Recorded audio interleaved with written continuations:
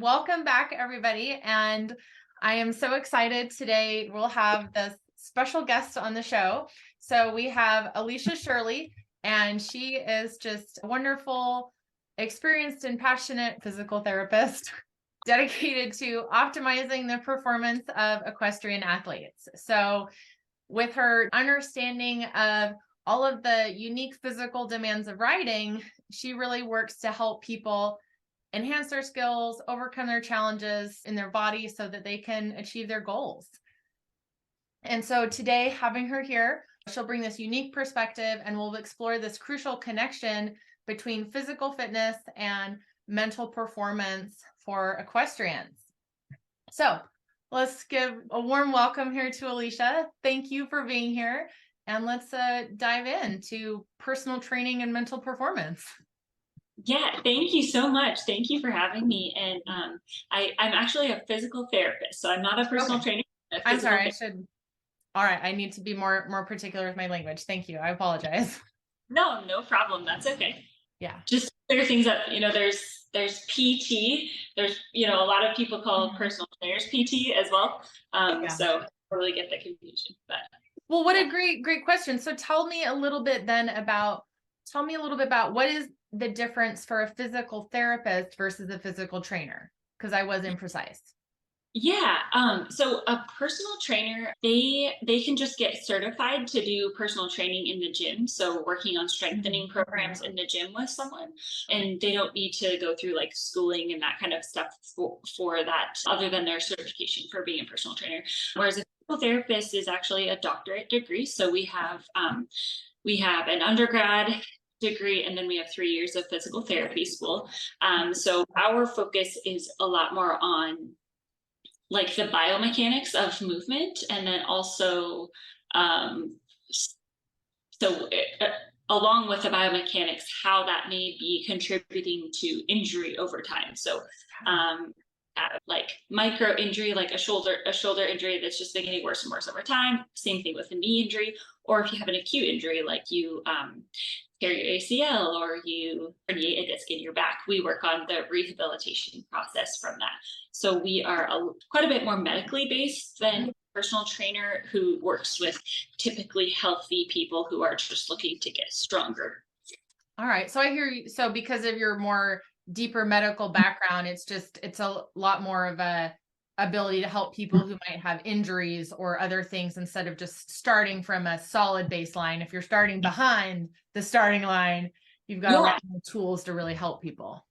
Yeah, absolutely. Yep. Awesome. All right. Well, tell us a little bit about, because it's kind of a unique niche to help equestrians. So tell us a little bit about your background and how you got involved in that. Yeah, so I've been involved with horses my whole life. I've dabbled in just about everything.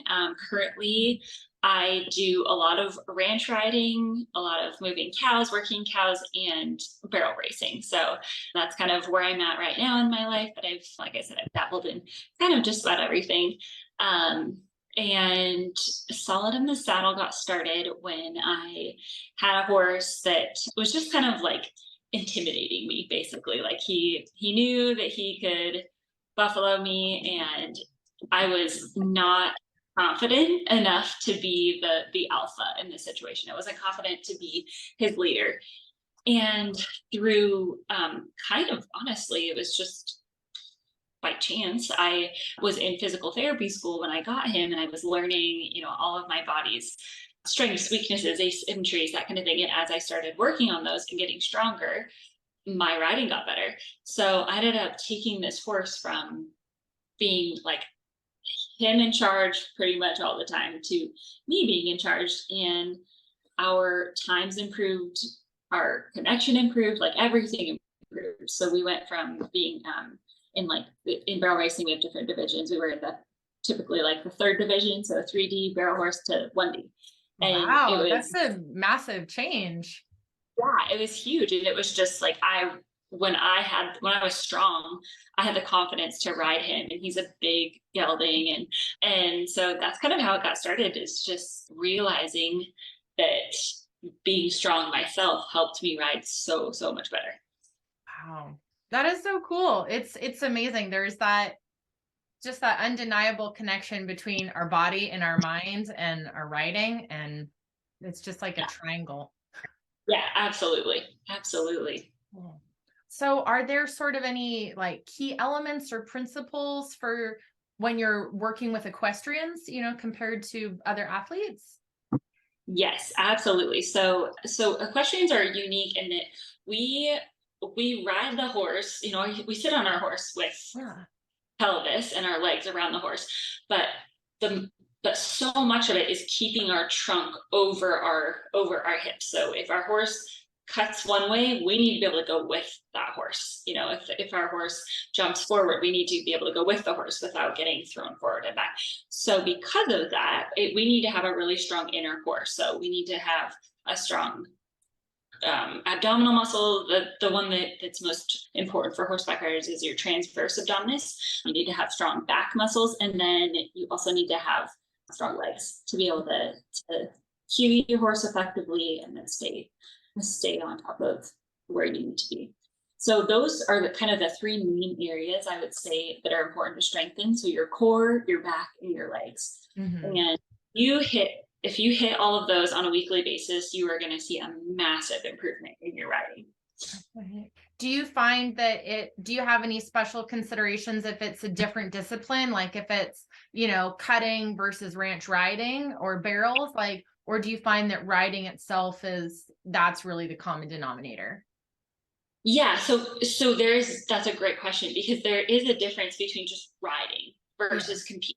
So riding, like if I'm just out like riding moving cows or riding out on the trail, I still use my legs, my core, my back, but I'm using what we call slow twitch muscles.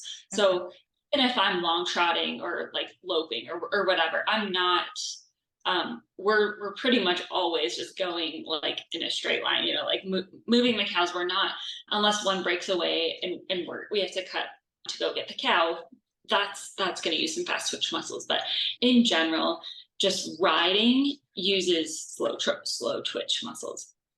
Now, if you switch to a discipline where you're actually competing, like it's a timed event or you're doing maneuvers that are fast, that require some speed and that skill to stay on, those are using, in general, sort of the same muscle, but on a way faster level. So I typically recommend that people start out getting their muscles, active and strong with the different exercises, but then adding in a speed element to it. Mm-hmm. Adding in agility training, any sort of like cardio, high intensity interval training, shuttle runs, burpees, that kind of thing. Yeah. If you're competing, you need to have your fast twitch muscles, active. And in my program, my 6-week program, I do offer some fast twitch training within the program, just because I think it's important for horseback riders to have those active when their horse spooks or trips or anything like that. So we do things like instead of just squatting down and then coming back up, you squat down slowly and then power up and jump up into the air, and then down and jump up into the air. So you're getting that fast twitch input. It's really interesting for me to hear the words that you use to describe it, because as someone who's not in that specific world of being a physical therapist, like my conception is more of like cardio or strength training or flexibility. And so it's really cool to hear you take those individual components and then you're putting them into a bigger hierarchy, of like, okay, we need to activate this type of muscle versus this. And so we use these different components. So that's really cool to hear how you put that together. Yeah. And I think it's like some of it is intuitive, because some of it is what we do with our horses, right? Like, I'm already in my mind as thinking how I already do this with my horse. And then you're talking about doing it for myself. So yeah, it would be crazy to take your horse to a barrel race if you'd only ever trail ridden them, right? Like they wouldn't be prepared. You'd probably end up with an injury for your horse. You would never put them in that high intensity, high speed situation if you didn't practice some sort of fast, exactly. You need that high intensity physical training if that's what you're going to ask them to perform at. Exactly. Yeah. And so it's the same thing for us, it, it just, people probably don't think about it quite as much with themselves, Oh yeah. do for training their horse. So, That's so neat. yeah. So in your words, how would you describe, how does the physical fitness and conditioning contribute to the mental performance for riders? Confidence is key. So you will, if this happens with everybody that starts strength training, you will have an an experience. You'll have something happen where your horse will do something and you will realize, wow, I sat that.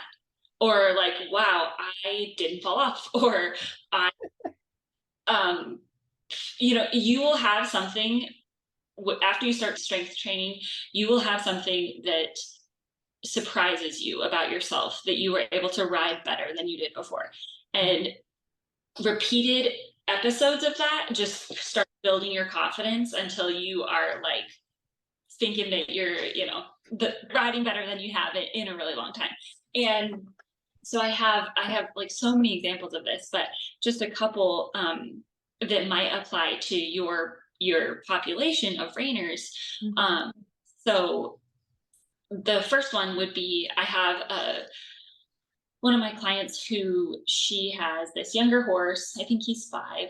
And earlier this spring, he lunged forward and she said she just like did a somersault off the back of him. She just like didn't stay with him, just off the back.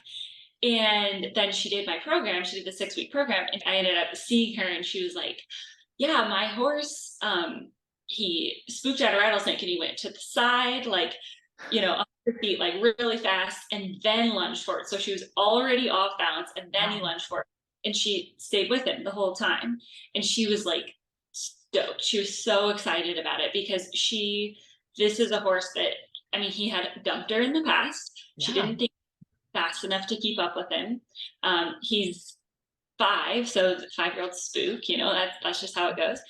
And she was able to stay with him. And so, you guys starting your horses, and you're riding really, really athletic horses that if they get out from under, they're gonna get from under you. Yeah. And so having that confidence to know that if you're core strong and reactive and your horse does spook to the side, you can go with him. You can follow the horse without having any trouble. And then, I have one more example because this is just funny. This happened to me. But similarly, I'm sure that you guys have experiences that come up that are unexpected, right? Like, do you guys ever have, when you're out warming up, like, I don't know, a donkey in the pen or something like that? Yeah, no, stuff just comes up and you don't always see it coming, and it's not bad. It's just that you're not in that perspective of a young horse, and all of a sudden they're like, that's a new puddle. That drip, this little puddle was not there before. I think it's concerning. We better worry about it. Or, it's just whatever comes up, right? Yeah, exactly. And like, I feel like, so speaking of the connection, the mind body connection, the more that we are worried about our horses spooking, the more they are worried about things, and the more they spook, because like, they feel our heart rate go up, their heart rate goes up. And it's just like this, like, once they're in that high alert state, it's hard to bring them back down. So, that if they spook, it's not going to unseat you. It just helps you be more confident and helps them be more confident as well. Specifically, after I had my baby, I was not confident bareback. I just wasn't like, I didn't feel like I had an independent seat enough to really like stick a horse bareback. And so your center of balance after giving birth, it really just changes. Like the way your like spine stacks. I think it's because your body changes so much through pregnancy and birth that you literally don't stack the same way. And so then when you start to ride again and you're like, well, I used to be balanced here, but now I have to be different. And you have to relearn to ride in a new body. And it can be kind of off-putting because you don't expect it. Yeah. Okay. I totally agree. I'm glad that you had the same experience, because I was going on. So, I did my strength training and all that kind of stuff all spring. And then was Easter this year, we were calving, and I got on, and I really, really wanted to buy Easter eggs and like do the Easter dinner and stuff like that. I did not want to be calving, but we had 4 calves that day. And so my husband's out there like processing them. And I was like, you know what? I'm just going to go help him. I'm going to go grab my horse and go help him. Make it happen. Yeah, exactly. And so my old gelding was in the corral right in front of the house. So I just went and grabbed him, hopped on him bareback. Yeah. And like I was confident at that point, you know, enough to get on him bareback. And I thought we were just gonna like walk out, bring these cows back in. Like, yeah. So get out there, and apparently I picked the meanest cow in the herd to bring her calf in. And so I'm like trying to bring her in, and we're literally having to like nudge the calf to get him to stand up. Like he was just like wasn't about it. Well, this mama cow got so mad that she charged my horse. And we were like pretty close to her, so it just happened like that. So he, you know, he got out of the way, he spun out of the way really fast. And I just remember being like, oh my gosh, I just stayed on. Like if that had happened a couple months before that, there's no way I would have stayed on. Like I would have been on the ground faster than I could have blinked. But it was just like that confidence that I was like, wow, it didn't like shake me up at all. I was like, you know, I stayed on, so much so that I actually went back and tried to keep moving the cow, and she charged again. And like then I got smart and left. But my point with that is that I had the confidence to not just like get off my horse and walk back to the barn or walk in back and avoid her. Like I was like, no, I got this. Like, and that really changes things. Like when you know that your body is strong enough to stay on, or you know that you can handle different things, you are just so much more confident of a rider. You're a more assertive rider, you're a more direct rider, you give your cues without hesitating. It is huge because you're not worried about what's going to happen, like with a spin or a jump. And like, you know, for reining, you're not worried about falling off because your horse really spins, you know, very fast and very well. Or in barrels, you're not really worried about, you know, when you come around that barrel, it's like, just, you know, it's like I don't know, like a slingshot, you know, and you're like, I'm going to be there. It'll be okay. Yeah. And you guys, you know, especially like with your stop, I would imagine just having the confidence to know that you can like sit deep and sit your stop without having to lean back or without having to go over the front. You know, I think that's huge, is going into it, letting your horse get that speed, like letting your horse go and get the speed before they stop, and just like having the confidence to know that you can sit it. Yeah, that's a big one, because in order to get a bigger stop, you end up going faster. You know, just I think that's so true in so many of these events, right? At the barrel race, you have to go faster, or any of the roping events, like there's an element of speed if you're going to be really competitive. And so you have to have the confidence of, I can ride that in order to go there. Yeah, absolutely. Yeah, that's really cool. So we're talking a lot, like we really both get that there is this physical and mental aspect to riding. When you're doing your training with people, do you have any specific exercises or techniques that you incorporate that address both? Or is it mostly just you're really focused on that out of the saddle work and it just transfers over? No, so I have 2. So first one is box breathing. So I love it. Do you do box breathing? Oh yeah. Yeah, okay. So I do before I compete, and it is, yeah, I have to do it. So breathing in for a count of 4, holding for a count of 4, breathing out for a count of 4, holding for a count of 4, and just repeating it. And I always do it through my nose. So I breathe in through my nose and out through my nose. You can breathe in through your nose and out through your mouth if you want. But I feel like when I'm nervous, I like forget to nose breathe. Like I don't. Oh, yeah. I don't know what it is. But it's calming to your nervous system if you breathe through your nose. It means that you're not like in that fight or flight method. So nose breathing is huge, helps me and my horse. And then the second one is affirmations. Mm-hmm. So I don't necessarily do this like always on my horse. Like it's not something that I think that you need to make it be just on your horse or just off of your horse. But if you're feeling a certain kind of nervous, like if you're nervous because you tend to, let's see, give me a common problem that Rainers have when they're competing. Oh, probably a really common one is just being able to stand calmly and quietly at center. Just stand without fidgeting, your horse isn't pawing, just quietly chill for a moment. Okay. Yeah. So if you just like say to yourself in your head, like, I'm calm, I'm confident, Mhm. I'm a leader for my horse, I can control my body and my movements and my horse's movements. And you just say three things and you say them over and over and over, then that just like, it just comes true for you. Like that helps your body relax into that reality, I guess. And so affirmations and box breathing are my two go-tos as far as the mind body connection. I love it. No, I'm the same way. And I tell people those same things all the time. I'll kind of warm people up to it, be like, do you ever like when you're riding your horse, you might say like steady, steady. And it's partly to your horse, partly to yourself. But I was like, you're probably already doing some of this in a not necessarily conscious manner because it is so reassuring. Right. And so you can just take that to your advantage and just cultivate it. Like, okay, what do I really need to hear right now? And then tell it to yourself. Yeah.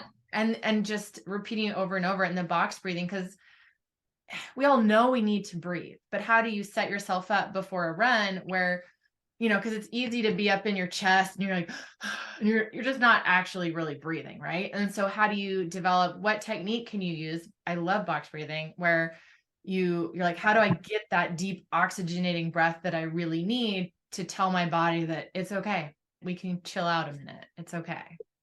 Yeah, absolutely. Yeah. So I just got so excited. I'm like, I do box breathing too. Like, Oh, that's awesome. And if someone like really wants to work on that part of their game, like that part of their competitive like edge, I recommend, I think it's I think there's a free version, but I use an app called Headspace, and I've used it for okay. like for 5 years, and I use it with patients. So patients with like pain, or their pain is exacerbated by different thoughts or anxieties, that kind of. So they can just listen to like a 10-minute body relaxation, body scan exercise where you Cool. do, like actually every part of your body, like relax your big toe, relax the arch Yeah. of your, relax your heel, that kind of stuff. And it just helps the whole thing. That can be a good way for people to kind of manage nerves as well. That is really cool. Yeah. Cause it's also when you really are focused on that, like you're with the affirmations, when you're saying one specific thing, or with the box breathing, you're counting and you're consciously breathing.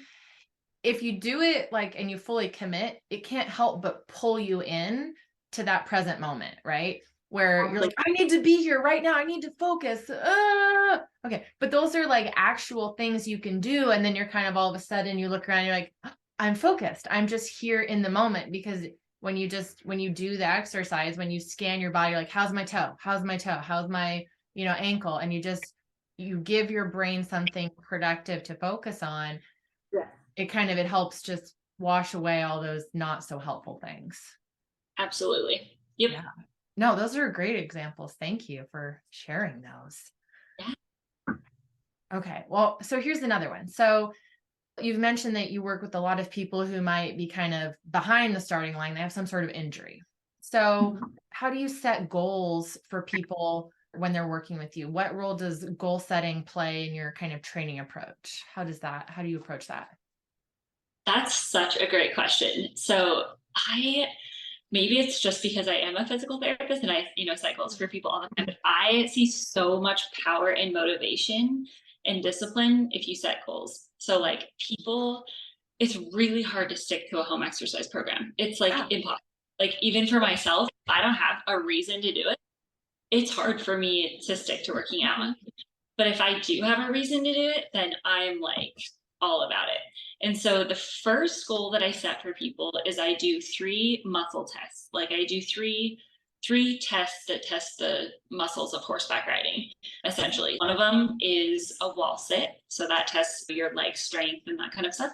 The second one is a hover, which tests your lower abdominal strength and also your just kind of like your ability to maintain a static posture with your hips and your core. In And like then, a squatting hover or like a push-up hover or so if you think about being on your hands and knees, and then you just okay. lift your knees up like Yeah. a couple Okay. inches off your arm. Yeah. Yeah, and then the next one is a 30-second kneel to stand. So kneeling down and then standing up and Yeah. kneeling back many times Okay. as you. That's kind of that fast twitch portion that we Yeah. talk about. And so I have people measure that every week, so week by week, and people are always amazed. Like I had one lady go from a 10-second wall sit to like almost a 2-minute wall sit. I know she was over a Wow. minute. She just crushed it. And so that was so motivating for her for week after week to see, even if she improved like 10 seconds, Oh, that's wow. huge. For a And wall sit, that seems like a long time to improve. yeah, it was amazing. And so then starting like after they can activate those muscles, then we add in another one, the plank, just like a forearm plank. Same thing. People might start at 20 seconds and then by the end they're holding over a minute. And so it's just motivating for them to like text me their numbers and be like, I held for over a minute, whatever it is. Yeah. That it's just motivating for themselves too, to know that they're improving in Yeah. ways that they might not even notice, but their numbers are showing them that they are. And so I always ask people, like, what are your riding goals? What are your motive? What do you want to get done this summer? For some people, it's to compete at every futurity over the summer. Or for some people, it's to be able to do a trail ride that where they're going to be in the saddle for 4 hours, whatever it is, they kind of have that angle. And maybe it's just to improve their times and be as fast as they can. And I feel like as horse people, we're all pretty competitive if we compete, right? Like reining, I know barrel racing, whatever it it's is. kind of like it's the thing that we say but don't say, where you're like, why are you going to this competition? I'm testing myself, I'm this or that. And you're like, I just want to crush everybody. Okay. I want to win. I want to prove that my horse is amazing. Yeah, exactly. And so that in itself is just a huge motivator for people, is to, if they like see an improvement in their horse or in their competition when they're working on themselves, that in itself is like the best motivator for that No, is that's yeah, because I hear you and saying a couple things. I hear you saying that you tap into people's why, right? And it's like, well, it's not just that you're desperate to do a longer plank because nobody's super motivated by that, but you're like, yeah, but you want to go to that barrel race and you want to do well, right? So that's why you're doing, this exercise at home. And then you also tap into the power of measurement. And it's hard because you have to make sure that you're measuring the right things, but it's so true that it's so powerful to see your progress. And when you measure it, you can say, I'm improving, I'm not improving. How do you, so figuring out how to quantify riding is, can be tricky. And so figuring out, okay, these specific things that we know have an impact, we're going to measure that. And that then you measure your progress and you're like, yes, I can get better.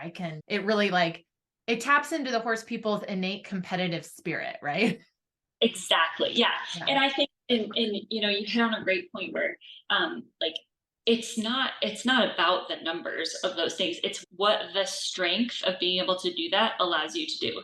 And Yeah. sometimes it is horses and sometimes it's on the ground. So for example, I had a woman who had breast cancer and she was getting back into riding after breast cancer, and just getting her saddle off of the rack, saddling her horse, brushing her horse, all of that took a ton of energy for her. And by the end of the program, she was like, oh my gosh, I can grab my saddle, throw it on my horse, and it's so much easier for her. Getting on is another one. So that's something that I didn't really realize, I guess naively, I didn't realize that was a problem that a lot of people have if they're coming back after an injury or even just like some time off of riding. Getting on from the ground can be really hard. But if you have the leg strength to do it, then it's so much easier. So I usually ask people what their why is, what their reason for doing this program is. And sometimes it's totally different than what they actually think that they're capable of. Like they don't think that they that they can do as much as they do. So, for example, one of my clients, she wanted to be able to lope, Mm-hmm. and she didn't even realize that, like, by the end, like after she got those muscles stronger, she would be able to lope on not only her old faithful horse, but her young horse, and like lope how many circles to the right and how many circles to the left. And that wasn't even like, she didn't even think it was possible to be able to lope on her young horse. But just having that muscle strength and that kind of stuff, she really was. So I think goal setting changes as you kind of learn what your body's Yeah. capable of, but it really just opens the door, which is really exciting. That is so cool. So some of this stuff I think ties into my next question. But are there any other ways where, so how do you support riders? Because you mentioned it can be really hard to stick to an exercise program, especially an at-home exercise program. So how do you support riders in maintaining motivation and discipline throughout their training? That's such a good question. Yeah. So for me, one of the most motivating things is if I can cross something off on a calendar. Like if I know that I'm going to work out and I have the workout written out for me and I can cross it out, I can pretty much make anything happen. And our workouts are only 15 minutes a day. So they're really achievable. Like Yeah. you can cut out 15 minutes of your day, even if you're like super busy. Like I'm a mom, I work full time, I have horses. Like I'm busy. I have a lot of irons in the fire, but I can still make 15 minutes. Like that's Like I can 15 do minutes. that. Yeah, Yeah. exactly. And so what I do is I encourage people to print off that week's exercise program Yeah. and cross off every day that they do them, because that's just like, that's something that's motivating to me. The second thing is having the weekly check-in, the where Mhm. they see their numbers at the end of the week, because that kind of holds them accountable. If they don't do the exercises, they're probably not going to see as much of an improvement in their Yeah. numbers. So it just kind of adds an aspect of accountability to it. Oh, there was one more thing that I thought of that. Oh, this 6 days a week thing. So people hear like exercising 6 days a week and they think like, oh, that's crazy. Yeah. Um, or like 7 days a week. They're like, no, I could never do that. But if you do for a short period of time, so it's just 6 weeks, say, 6 weeks at 6 days a week, and you dedicate 15 minutes a day, then you're building that habit. So you're building a daily habit to make time for exercise. And that's what's important. So that's, if you just say it, in your head, like, I'm going to work out every day for the next 6 weeks. Yeah. I never have people work the same muscle group every day. So it alternates between core, legs, and back. So they're never at danger of overusing a muscle or overworking a muscle, but they're building their mental muscle to keep working out every day.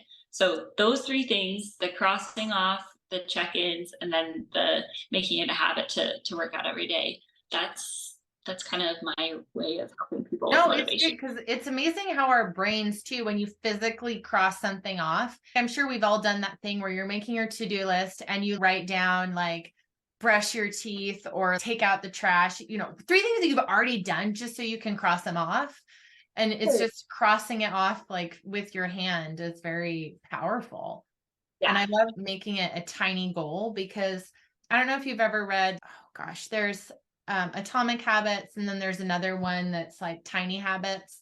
But they're books and they talk a lot about making goals stick, making habits stick. You want to make them really tiny.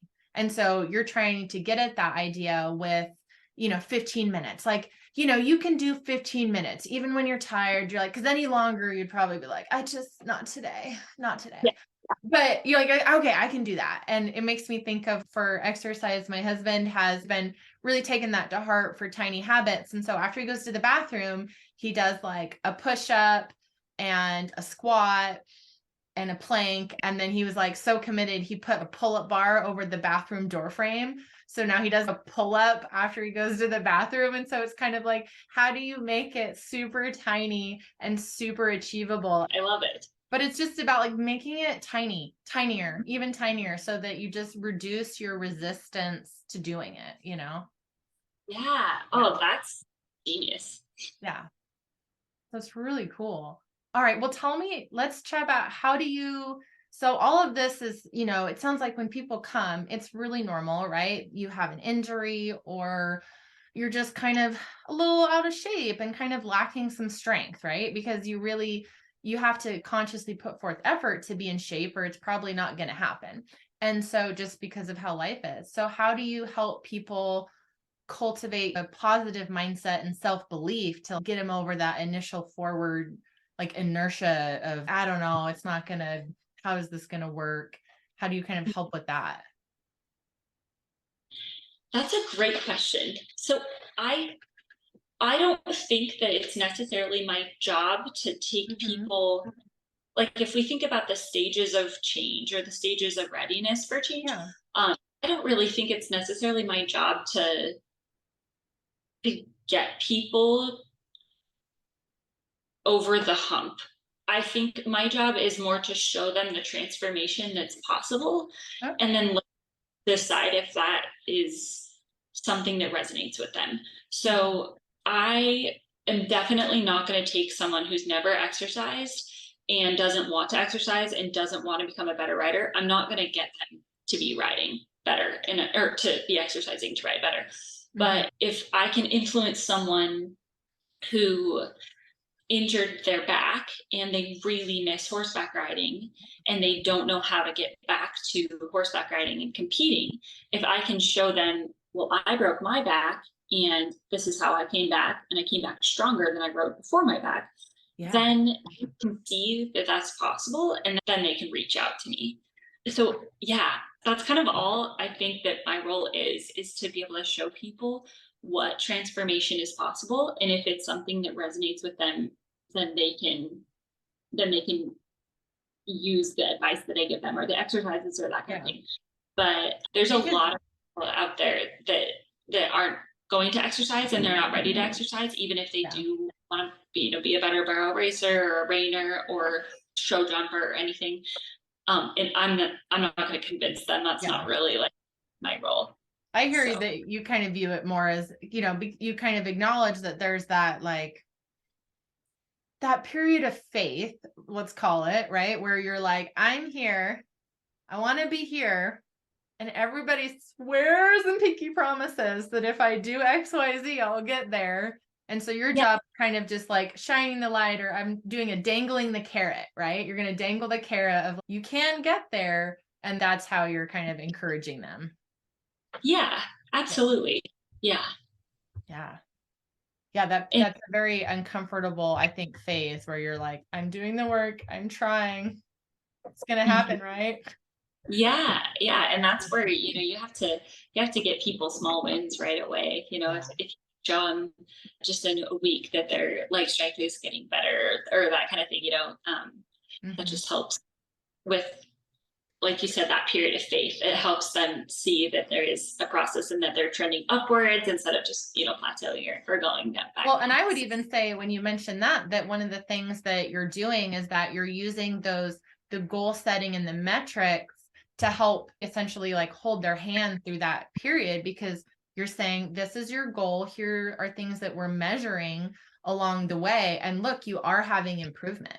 And so it's kind of just like reminding them that no, you are making progress towards your goals and that, because forward progress is forward progress. It's not always going to be, it's not, here to here. It's just kind of like week by week. Just Yeah, so I'll just ask you a little bit about injury because I think that's kind of so interesting. When you go, compete or you go ride, you see all the healthy people, right? You see all the horses that didn't get lame, that didn't break their suspensory. You see all the people who are, maybe they've got a cold or flu, but they don't have a broken leg. I mean, you've got the healthy selection bias here. So yeah, how do you address, and I know that, for horses, we talk a lot a bit about, like injury prevention and kind of like progressive loading to strengthen the bones and the joints and the tendons and ligaments and so that they can be strong to be conditioned. So how do you address injury prevention in your training for riders?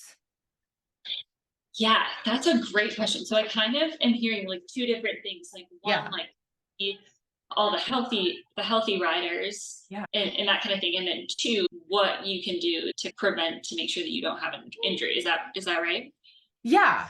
Yeah. So I'm Yeah. just kind of, I'll have a lot of questions. So Okay. Yeah. Sorry, So, um, so I think if you have a tendency for back pain, then you really need to be looking at your core strength and your back strength.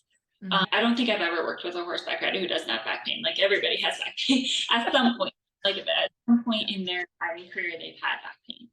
That can either get worse or it can get better. So people can ride through the back pain and just continue to strain those areas or whatever, or they can until it turns into an injury, like something that's more severe, or they can address it before, like in the off season. Which, being in Utah, do you guys have you guys ride in the winter, or are you mostly The winter's a lot quieter here. Yeah. okay? So like in Montana, we unless you have an indoor arena, you're pretty much like limited to spring, summer, and fall riding. We don't there's some people haul during the winter and compete during the winter, but I don't have an indoor arena, so I don't. But I do continue to ride, just not like on a competitive level. And I do use the winter as kind of an off season. So that off season prep with strengthening, so core strength, back strength, leg strength, that like sets me up and sets my clients up for an injury free show season or training season.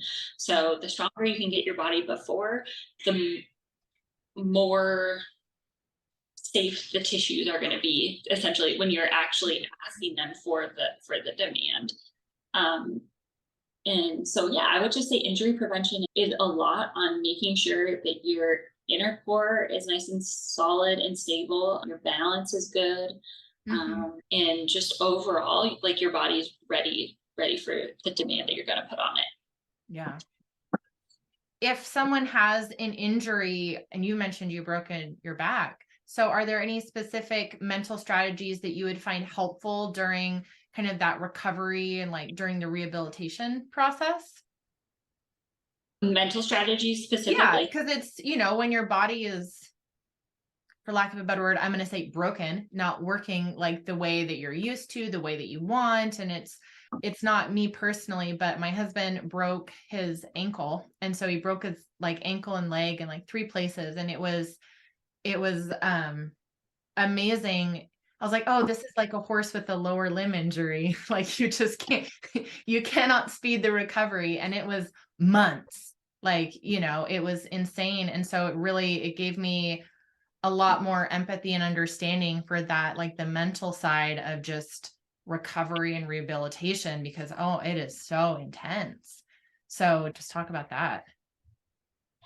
Oh, that's such a great question, because I think it depends on the person Mhm. and their the person, the injury, and how they have been able to process that injury. So for your husband, with it being months, like knowing that he's not going to ride for months, his approach to that was probably a lot different than someone who is out for 3 weeks with Yeah. an over injury of their elbow or something like that. Like if you have to get over that wall of I'm not going to be riding for the next couple of months, that's a lot different. And it can be pretty disheartening if someone like knows for sure that they're not going to be able to ride for the next few months, because that's what we do. We love horses, we love riding, that kind of thing. So I guess what I would say is, if you can give your brain something to, or if you can give yourself something to work for, knowing that getting back to riding is your goal, then that's going to help a lot. So having that thing to focus on. So for your husband, did he go through physical therapy for his ankle? Yeah, he did. He Yep. did. And I think because it just really stuck with me how much it can just really sneak up on you, because when you're generally healthy, things are good. And then all of a sudden it's just like life is just totally different. And it will be Yeah. different for a while. And it's so even when you're doing all of the processes and doing this or that, the idea that you can't just get up and do whatever it really messes with you mentally, you know? Yeah. I Yeah. agree. Um, so, and I'd like to say that, visualization and all that kind of stuff worked for me. and it does now that I'm back in the saddle, but it didn't back then. So when I broke my back, I was in a back brace for 12 weeks. So I was like, definitely not able to ride. I think it ended up being about 4 months total that I wasn't able to ride.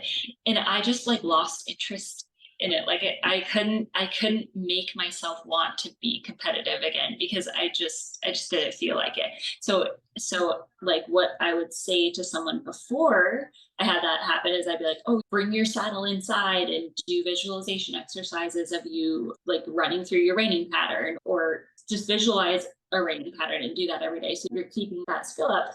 But for long-term injuries, I don't think people are going to stick with that. I think that it's too hard if you're not actually riding.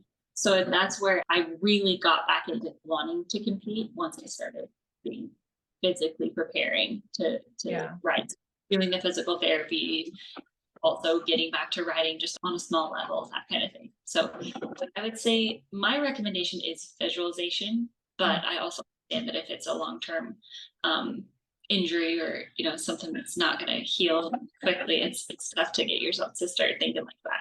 That you just have to be, it sounds so flippant, and I don't really mean it that way, but just to give yourself time and understand that when things are different, just allow the process to play out, and that it can be part of the process to be intensively in whatever you're doing for your healing. Mm-hmm. Yeah. And one thing that I will also say is if you have an injury in one part of your body, there are so many other areas that you can work on and strengthen to, to help you get back to that, so that when you are cleared by your physician or whatever, you can just jump right back in. So yeah, I would say like trying to always think about what you can do is going to be helpful. No, I love the reframing of, I think that's a really wonderful suggestion. So empowering to say, remember what you can do, because all your brain's going to want to focus on is all the things you can't do, right? You can't do anything by yourself anymore. And so being able to think of what can I do is so powerful to reframe. And it's kind of pulling in a little bit of gratitude practice of what can you do? And that really, that shifts everything when you can find just that little nugget of goodness in the midst of the manure pile. Exactly. Oh my gosh. Well, I know that you're here on a limit. So thank you so much. This has been just such a wonderful talk. I'm so grateful. Thank you for coming on and talking and just sharing all of your just goodness and expertise. I'm just so grateful that you were here. We've talked about your background and how we apply the physical training to horseback riding. I'm trying to be careful. I don't mean physical training, but I know you're a physical therapist. I'm just, I'm trying to say how we apply all of these techniques to the unique demands of equestrians. And we just really dove into the mind-body connection between caring for our physical bodies and training them, and injuries and our mind and confidence, and how all of that relates to our horses. We talked about goals and motivation and mindset, and how all of that, there's so much overlap. And I loved your techniques. You're doing so, like, even the kind of those mindset techniques of breathing and affirmations, there's a lot of overlap, and being, resilient. So thank you so much for all of just your valuable insights and your information. If people want to connect with you, why don't you share your website or your social media? How can people connect with you if they want to follow up? Yeah, so thank you so much for having me. I just want to say I really appreciate it, and it was awesome to talk with you. It's awesome to connect with people who are also interested in improving themselves to ride better. And like you said, improving your resilience. That's huge. That's so important. So yeah, I loved getting to chat with you. You can find me on Instagram, Facebook, YouTube, and email. So Solid in the Saddle. You can just search that on whatever Instagram or whatever social media handle. And then my website is www.solidinthesaddle.com. And my email is solidinthesaddle@gmail.com. So feel free to reach out if you have any questions, or if anything resonated in this podcast episode that you'd like to ask me more questions on. And I'm happy to chat with people. Wonderful. Well, thank you again. This was just my pleasure to have you on, and for all our listeners, just stay tuned for future episodes on mental performance here in equestrian sports.